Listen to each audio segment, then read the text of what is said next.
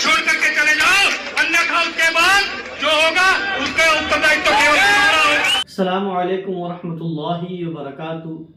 हज़रात मोहतरम, आज हम अल्लाह तबारक व तआला के अज़ाब के हवाले से गुफ्तगू करेंगे कि रब तबारक व तआला जब किसी कौम की पकड़ फरमाता है तो वो उस कौम को किस तरीके से हलाक व बर्बाद कर देता है।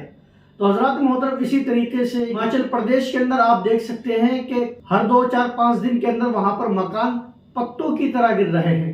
जैसे कि आपने वीडियो देखी होगी और आप वीडियो स्क्रीन पर देख रहे होंगे कि वहाँ पर आप देखें कि मकान 5-7 बिल्डिंगें इस तरीके से गिरी है बस स्टॉप के पीछे कि जिस तरीके से हम ताश की बिल्डिंग बनाते हैं, ताश का मकान बनाते हैं, और कोई हवा अगर तेज चल जाए तो वो हवा के झोंके से जिस तरीके से ताश के पत्ते बिखर जाते हैं, गिर जाते हैं, इसी तरीके से बिल्डिंगें गिरती हुई नजर आ रही हैं। हजरात मोहतरम, ये वहां पर हो क्यों रहा है? तो इसकी वजह यह है, ये तमाम का तमाम हिमाचल प्रदेश के ऊपर रब तबारक व तआला का अजाब है। वो अजाब क्यों है? क्योंकि वहां पर बीजेपी के एक नेता ने ये ऐलान किया था एक रैली के अंदर कि हम मुसलमानों को ये कहते हैं, ये चैलेंज करते हैं कि वो 30 दिन के अंदर अंदर हिमाचल प्रदेश को छोड़कर निकल जाए, कहीं चले जाए।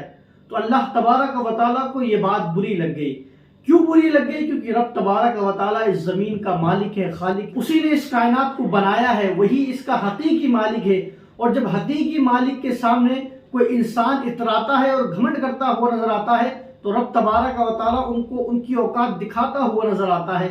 उसने 30 दिन के अंदर अंदर मुसलमान इस जगह को छोड़कर कहीं और चले जाए तो रब तबारक व तआला ने तकरीबन 14 या 15 दिन के अंदर ही आप देखें कि बारिश इतनी खतरनाक हुई थी, इतनी खतरनाक हुई थी कि जंगल के जंगल और घरों के घर वहां पर बहते हुए नजर आ रहे थे।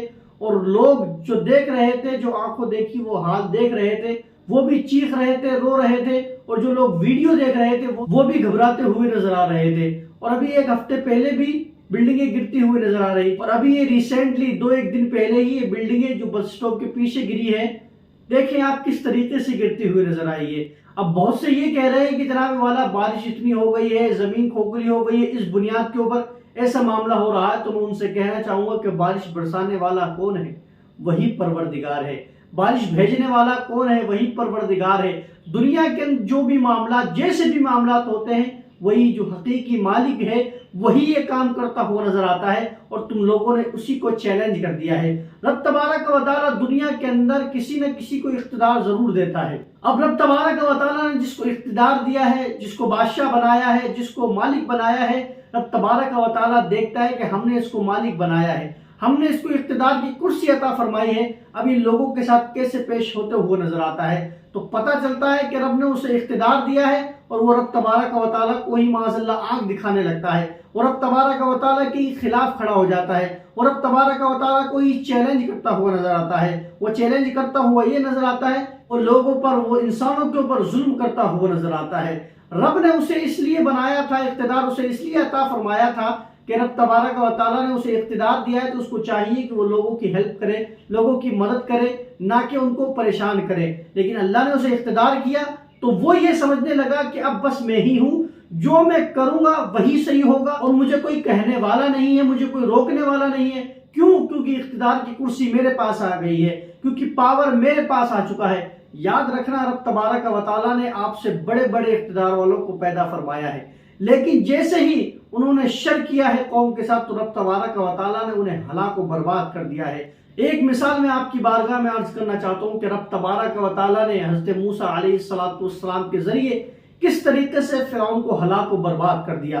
फिरौन को जब ये पता चला कि एक बच्चा ऐसा पैदा होने वाला है जो तेरी सल्तनत और तुझे खत्म कर देगा, नेस्त नाबूद कर देगा, बर्बाद कर देगा, हलाक कर देगा, तो उसने ये ऐलान कर दिया कि अब जो बच्चा पैदा हो उन तमाम को कत्ल कर दिया जाए। और उसने हजारों की तादाद में बच्चे कत्ल करवाए, खूब कत्ल करवाए। लेकिन परवरदिगार ये चाहता था कि मुझे हलाक करना है और उस बच्चे से हलाक करना है। तो रब तबारक व तआला की आप कुदरत देखिए, उसी के महल के अंदर रब तबारक व तआला ने उसकी परवरिश करवाई है, उसी की बीवी से परवरिश करवाई है, और वो खुद भी इसके अंदर शरीक था। आप देखें कि जो हलाक करने वाला था वो पूरी दुनिया के बच्चों को कत्ल करवा रहा था, जहां तक उसकी हुकूमत थी वहां तक वो बच्चों को कत्ल करवा रहा था। लेकिन परवरदिगार ये चाहता था कि वो बच्चा जिए, मूसा जिए, تو رب تبارک و تعالیٰ نے اسی کے محل کے اندر اسے پلوایا، اسی کے محل کے اندر اس کی پرورش کروائی۔ حضرت موسیٰ علیہ السلام بڑے ہوئے، حضرت موسیٰ علیہ السلام نے اسے سمجھایا کہ مان جا تو خدا نہیں ہے، لیکن وہ نہ مانا، وہ اور زیادہ ظلم و تشدد پہ اتر گیا، وہ اور مسلمانوں کو پریشان کرنے لگا۔ تو پروردگار نے پھر آپ دیکھیں کہ اس کو کس طریقے سے ہلاک کر دیا کہ رب تبارک و تعالیٰ نے وہ جو پل موسیٰ علیہ السلام کے لیے بنایا پانی کے اندر، مسلمانوں کو تو اس پہ سے گزار دیا، مگر وہی لوگ یہ سمجھ رہے تھے کہ یہ گزر گئے تو ہم بھی گزر جائیں گے۔ وہ جب گزرے تو رب تبارک و تعالیٰ نے اس پل کو ختم کر دیا اور ان تمام لوگوں کو اس میں ڈبا کر مار ڈالا۔ تو یہ پروردگار ہے، یہ حقیقی مالک و خالق ہے۔ آپ یہ سوچتے ہیں کہ ہمیں کرسی مل گئی ہے، ہم مسلمانوں کو ماریں گے یا لوگوں کو کاٹیں گے یا لوگوں کے مال چھین لیں گے یا لوگوں کے حق کھا جائیں گے یا لوگوں کے اوپر ظلم کی انتہا کر دیں گے اور کوئی پوچھنے والا نہیں ہے، ایسا نہیں ہو سکتا ہے۔ پروردگار کی جو پکڑ ہے وہ بڑی سخت ہے۔ اللہ فرماتا ہے ان بطش ربک لشدید، بے شک تیرے رب کی پکڑ بہت سخت ہے۔ جب تک وہ چھوٹ دیتا ہے تو فرعون بھی خدا کا دعویٰ کر لیتا ہے۔